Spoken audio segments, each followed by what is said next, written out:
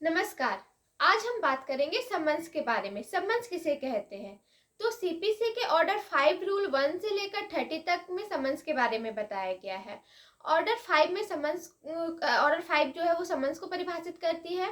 तो समन्स का अर्थ है, समन्स न्यायालय द्वारा दिया गया एक ऐसा आदेश होता है जो प्रतिवादी को कोर्ट में उपस्थित होने के लिए दिया जाता है। इसे एक उदाहरण के तौर पर समझेंगे।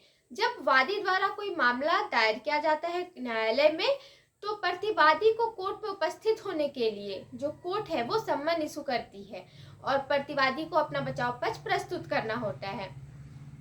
सीपीसी संशोधन अधिनियम 2002 में रूल 1 में जोड़ा गया है कि जब प्रतिवादी के लिए सम्मन इशू किया जाता है न्यायालय के द्वारा, तो प्रतिवादी को 30 दिनों के भीतर अपना बचाव पक्ष या लिखित कथन कोर्ट में प्रस्तुत करना होता है।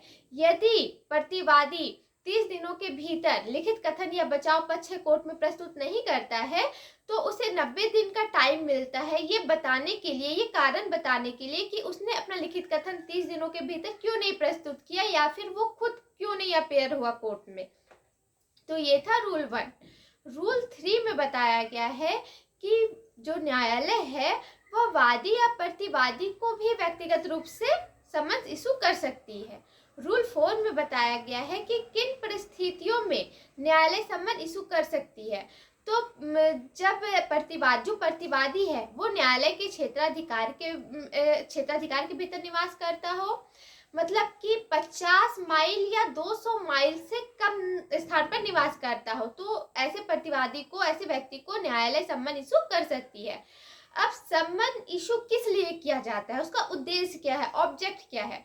तो सम्मन इशू करने का ऑब्जेक्ट है कि प्रतिवादी को कोर्ट में उपस्थित होने के लिए, प्रतिवादी को अपना बचाव पक्ष या लिखित कथन प्रस्तुत करने के लिए जो आवश्यक दस्तावेज चाहिए उन्हें प्रस्तुत करने के लिए जो प्रतिवादी के पास है।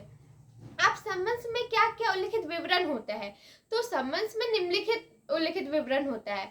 तो उसमें वो टाइम, वो डेट फिक्स वो लिखा होता है जब प्रतिवादी को कोर्ट में उपस्थित होना है। इसमें न्यायालय की मुद्रा सील लगी होती है। जो न्यायालय अधिकारी इसे जारी कर रहा है उसके साइन हस्ताक्षर उसमें लगे होते हैं।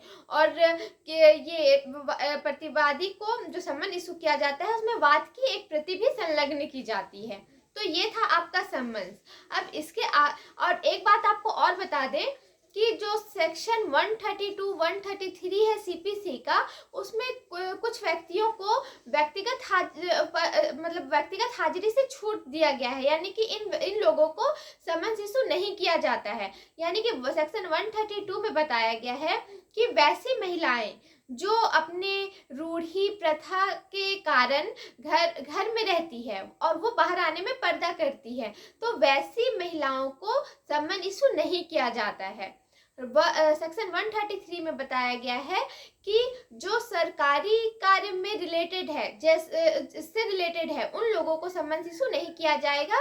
जैसे कि भारत के राष्ट्रपति, उपराष्ट्रपति, लोक अध्यक्ष, इन सबों को सम्मन इशू नहीं किया जाएगा। ये सेक्शन सीपीसी के सेक्शन 133 में बताया गया है।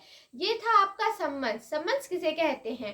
अब हम आगे रूल 1 से लेकर 4 तक तो मैंने बता दिया। अब रूल 5 से लेकर 30 तक डिस्कस करेंगे आगे के वीडियो में। तब तक बने रहिएगा चैनल पर। नमस्कार।